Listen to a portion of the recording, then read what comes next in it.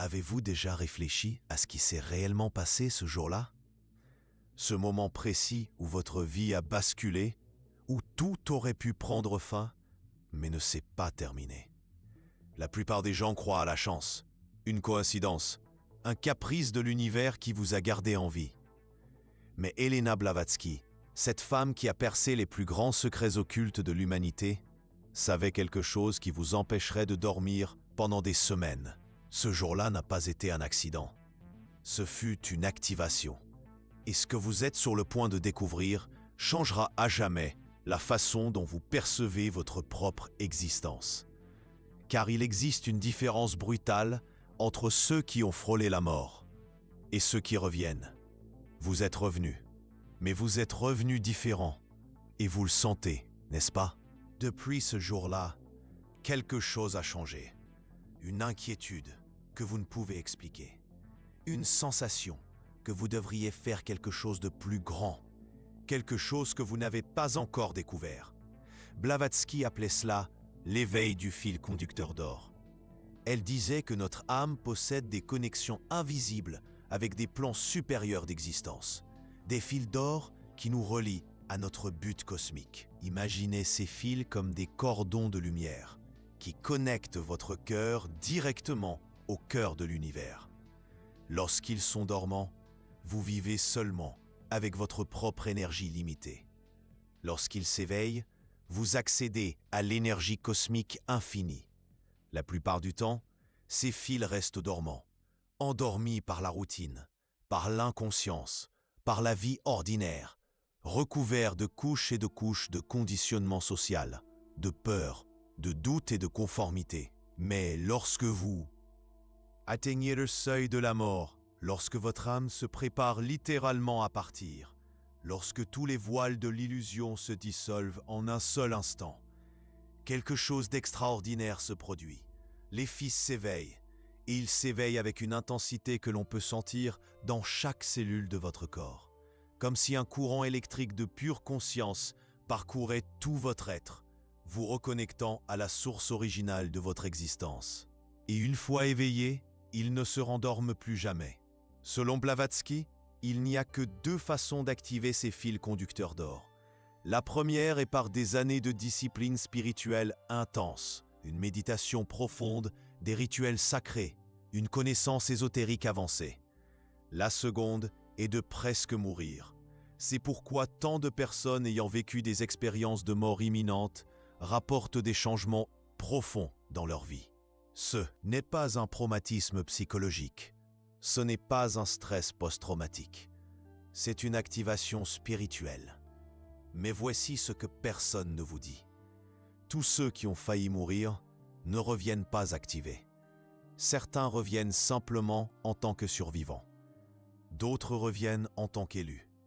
Et il existe une différence cruciale entre ces deux catégories. Les survivants reviennent attachés à la vie qu'ils ont failli perdre. Ils reviennent reconnaissants, mais fondamentalement les mêmes. Ils continuent à vivre la même existence, avec simplement plus d'appréciation pour elle. Ils disent des choses comme « Maintenant j'apprécie davantage ma famille » ou « J'ai appris à savourer les petits moments ». Les élus reviennent en sachant qu'ils ont été épargnés pour une raison. Ils ne reviennent pas seulement reconnaissants, ils reviennent avec une faim spirituelle, inexplicable, avec une soif de « que la vie ordinaire ne peut pas étancher ».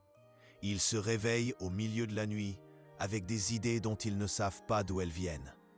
Ils ressentent une connexion inexplicable avec des personnes qu'ils viennent de rencontrer.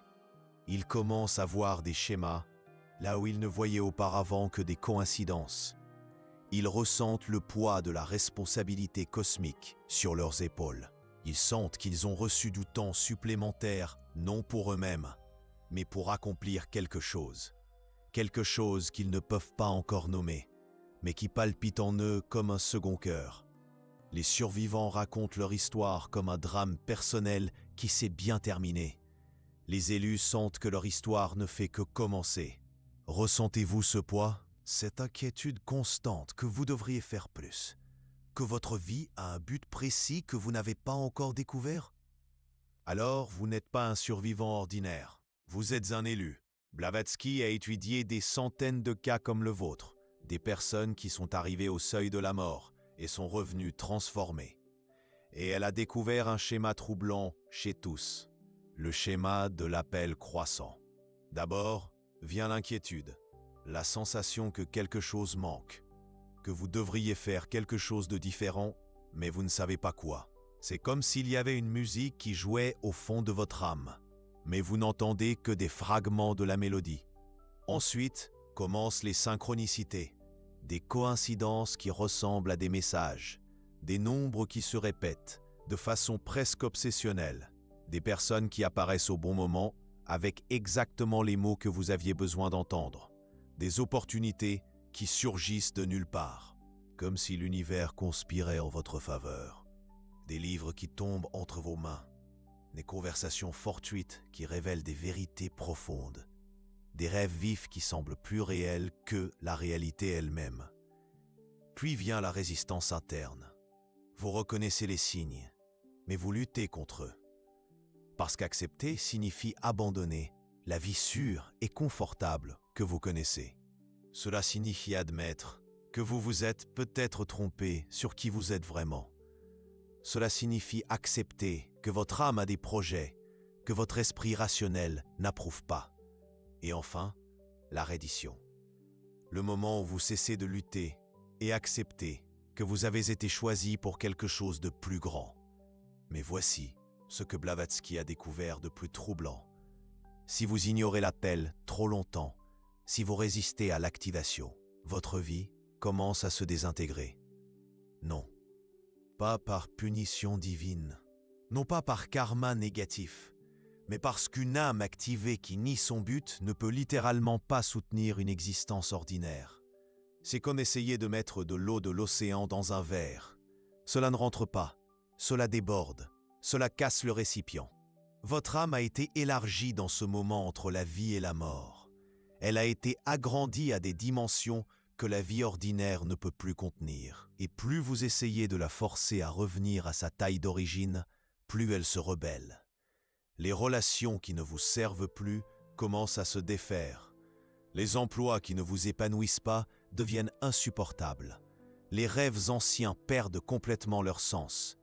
Votre âme activée vous pousse littéralement hors de la vie qui ne correspond plus à votre nouvelle fréquence vibratoire. Blavatsky appelait cela l'expulsion du paradis artificiel. Parce que la vie ordinaire, aussi confortable soit-elle, devient une prison pour une âme éveillée.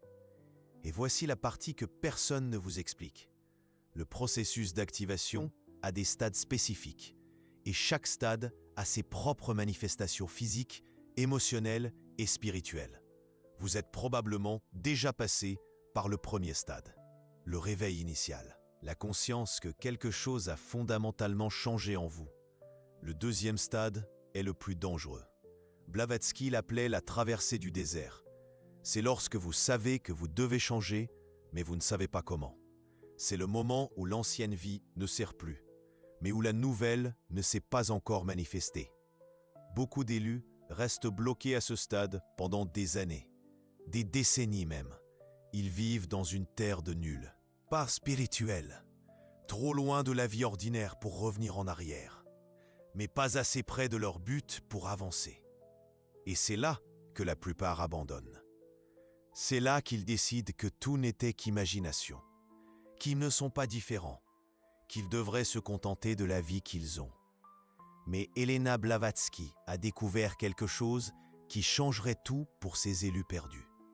Il existe une clé spécifique qui ouvre le passage vers le troisième stade. Une clé qu'elle a découverte en étudiant les textes les plus anciens de l'humanité. Et cette clé n'est pas ce que vous imaginez.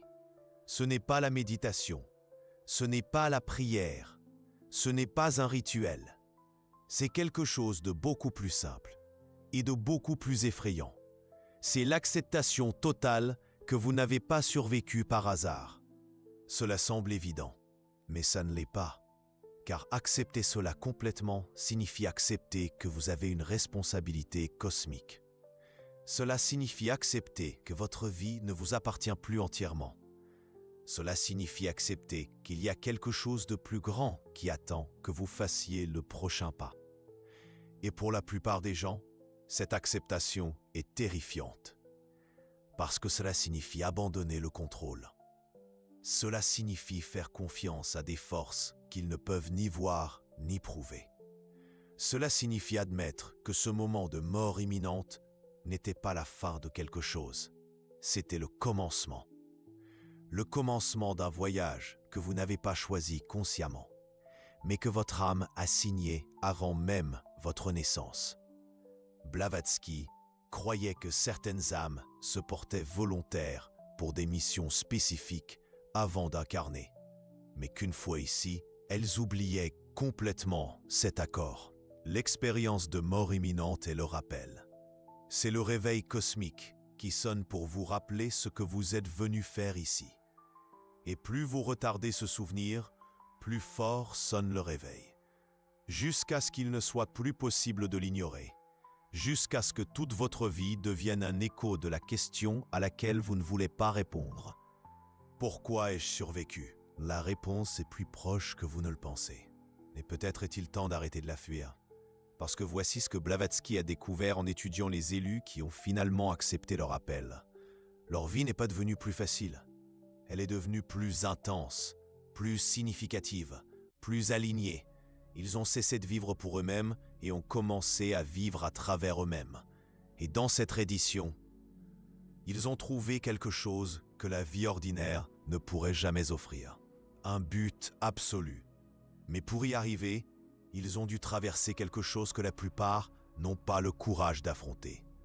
Ils ont dû mourir à nouveau.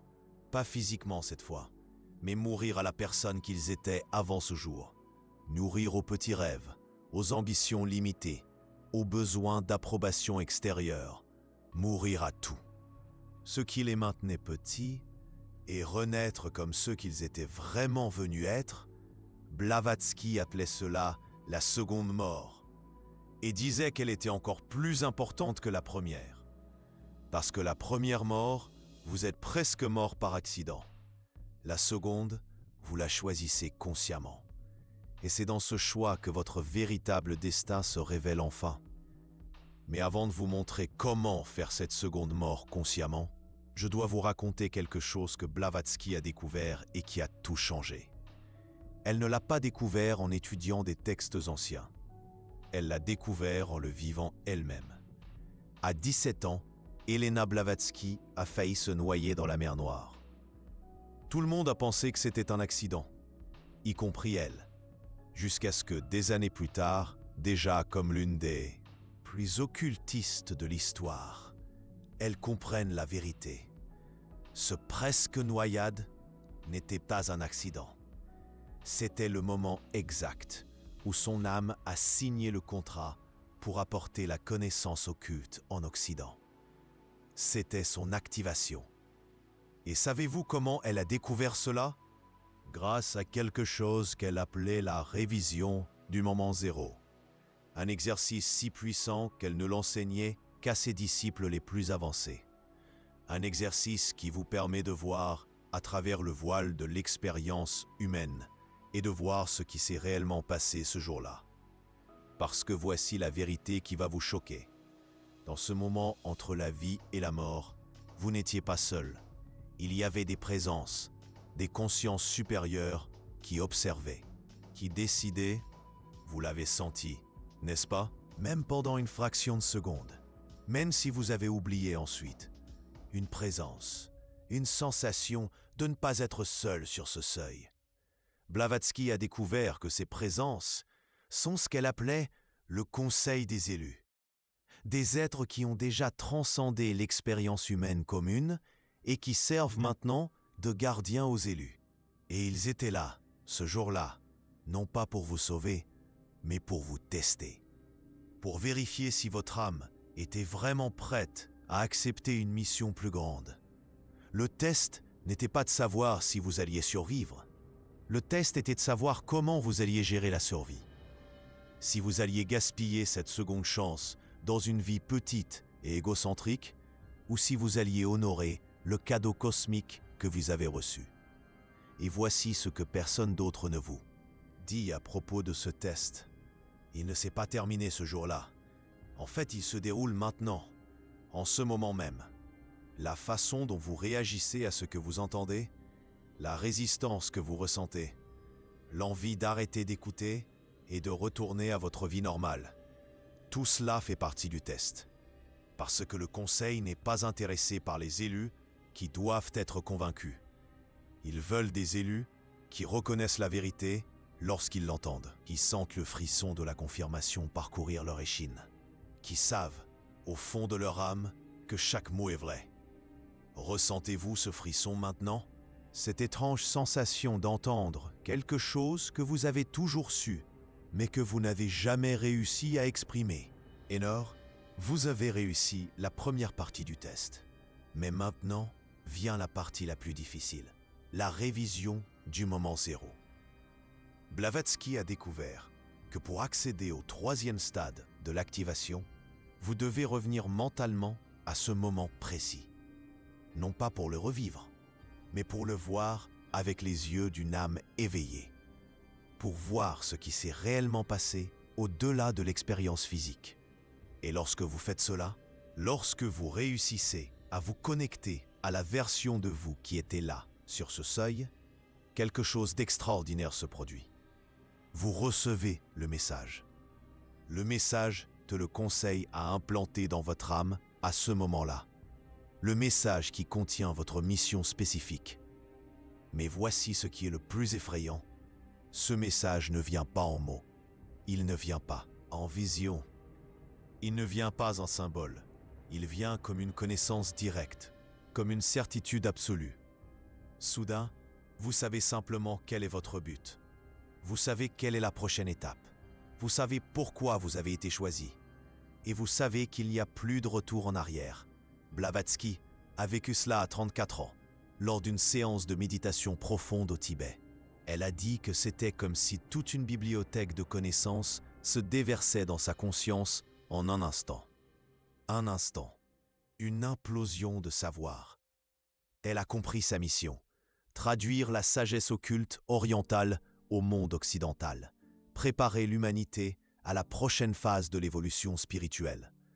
Et elle a compris le prix. Une vie entière d'incompréhension, d'attaque, de solitude et de sacrifice. Mais elle a aussi compris la récompense.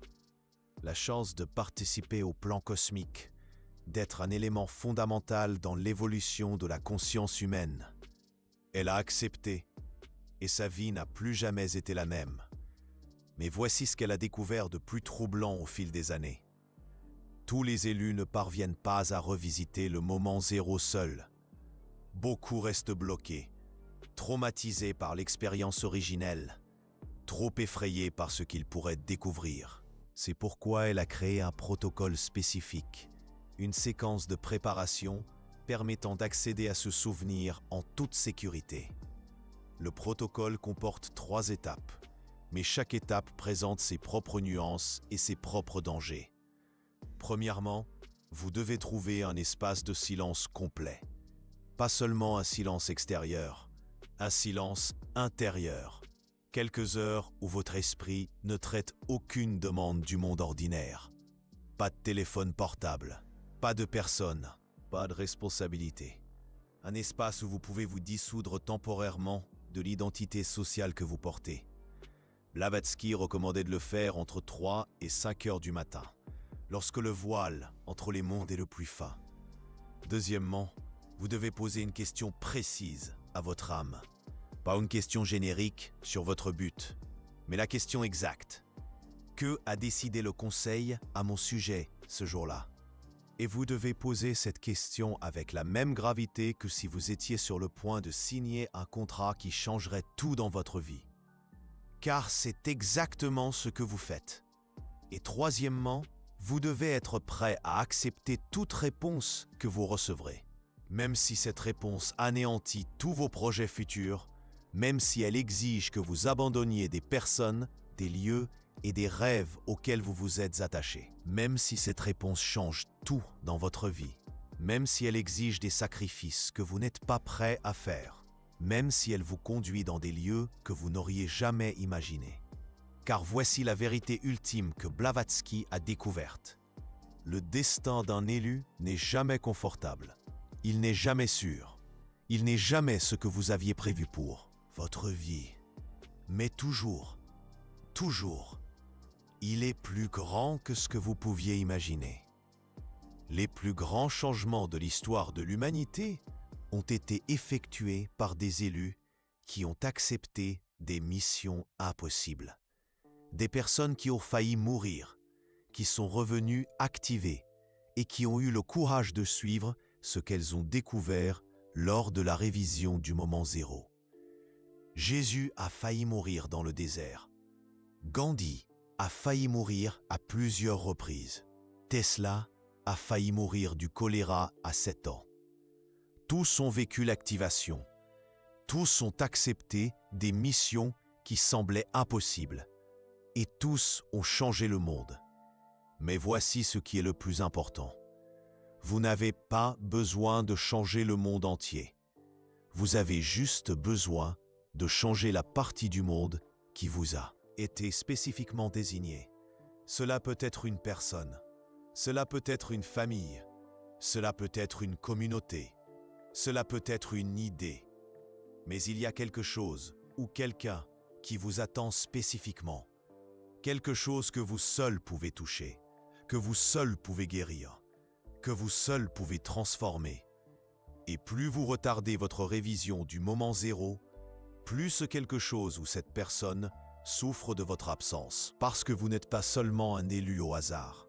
Vous êtes un élu spécifique, pour une mission spécifique, à un moment spécifique de l'histoire. Et ce moment, c'est maintenant. Blavatsky disait que les élus activés à des époques de grands changements planétaires ont des responsabilités encore plus grandes. Parce qu'ils ne sont pas là seulement pour accomplir une mission personnelle. Ils sont là pour aider l'humanité entière à traverser une transition évolutive. Une transition qui ne se produit qu'une fois tous les milliers d'années. Une transition où la structure même de la conscience humaine est en train de changer. Et devinez à quelle époque vous avez été activé? Exactement à une époque de changement planétaire sans précédent. Réfléchissez-y. Vous avez failli mourir à un moment de l'histoire où la technologie modifie fondamentalement la façon dont les humains interagissent, où l'intelligence artificielle est en train de naître, où d'anciens systèmes de pouvoir s'effondrent, où la définition même de la réalité est remise en question. Ce n'est pas une coïncidence. Vous avez été stratégiquement activé pour ce moment précis de l'histoire humaine. Votre expérience de mort imminente a été chronométrée pour coïncider exactement avec le moment où le monde a le plus besoin d'âmes éveillées et courageuses. Et savez-vous ce que cela signifie? Cela signifie que vous faites partie d'une génération très spécifique d'élus. Ceux qui ont été sélectionnés pour servir de pont entre le vieux monde qui est en train de mourir et le nouveau monde qui est en train de naître. Votre expérience de mort imminente ne s'est pas produite n'importe quand. Elle s'est produite au moment exact où le monde a le plus besoin d'élus éveillés. Et savez-vous ce que cela signifie? Cela signifie que vous avez encore moins de temps à perdre dans le doute et la résistance. Cela signifie que chaque jour que vous passez à ignorer votre appel est un jour de moins pour accomplir votre mission avant qu'il ne soit trop tard. Parce que les élus de cette époque n'ont pas le luxe de décennies de préparation. Vous devez vous éveiller rapidement, accepter rapidement, agir rapidement. La planète ne peut pas attendre. L'humanité ne peut pas attendre. Et au fond de votre âme, vous le savez. C'est pourquoi l'inquiétude est de plus en plus grande. C'est pourquoi la sensation d'urgence grandit chaque jour. Votre âme sait que le temps presse. Et elle crie de plus en plus fort pour que vous fassiez attention. Alors voici votre choix final. Vous pouvez continuer à faire semblant que tout était une coïncidence, que vous avez survécu par chance, que vous n'avez aucune responsabilité spéciale. Vous pouvez continuer à vivre la vie petite et sûre que vous connaissez. Vous pouvez ignorer tous les signes, toutes les synchronicités, toute l'inquiétude croissante, et mourir un jour en sachant que vous avez gaspillé le plus grand cadeau qu'une âme puisse recevoir. Ou vous pouvez accepter que ce jour-là, vous avez été choisi. Vous pouvez faire votre révision du moment zéro. Vous pouvez découvrir quelle est votre mission spécifique et vous pouvez commencer à vivre comme l'être extraordinaire que vous êtes vraiment. Le choix vous appartient. Mais souvenez-vous, le conseil observe toujours et ils savent déjà quel choix vous allez faire. La question est, avez-vous le courage de faire le choix que votre âme a déjà fait pour vous? Car voici le secret final que Blavatsky a laissé aux élus du futur. L'activation n'a jamais été une question de mort. Elle a toujours été une question de naissance. La naissance de la version de vous que l'univers attendait depuis toujours. Et cette version, elle est lasse d'attendre. Elle languit dans l'ombre, souhaitant ardemment le jour de sa naissance. Une naissance non pas physique, mais spirituelle. Une émergence de l'être profond, un jaillissement de lumière intérieure. Elle aspire à cette révélation, à cette manifestation, à ce dépassement de soi. Ce n'est plus une simple attente. C'est un cri silencieux, un appel pressant, un désir incandescent qui brûle, qui consume, qui réclame son heure, son instant. Elle est prête, prête à s'éveiller, à se révéler au monde, à déployer ses ailes, à prendre son envol, à s'envoler vers des horizons inexplorés, vers des cimes insoupçonnées, vers un destin qui l'attend, un destin qui la façonne, qui la modèle, depuis le commencement des temps, depuis l'aube de la création. Elena Blavatsky, dans sa sagesse profonde, a compris cette impatience, cette soif de réalisation, cette aspiration à la naissance d'une nouvelle conscience. Une conscience élargie, illuminée, connectée à l'énergie cosmique. Elle a senti cette force vibrer en elle, la poussant, la guidant, la conduisant vers sa propre destinée, vers son propre éveil, vers sa propre renaissance. C'est un processus long, complexe, parfois douloureux, mais ô combien nécessaire, essentiel pour atteindre la plénitude de l'être, pour accéder à la vérité, à la connaissance, à la sagesse, à la lumière éternelle, une lumière qui éclaire le chemin, un fil conducteur d'or qui nous guide, nous accompagne dans notre propre quête, notre propre ascension, notre propre renaissance spirituelle.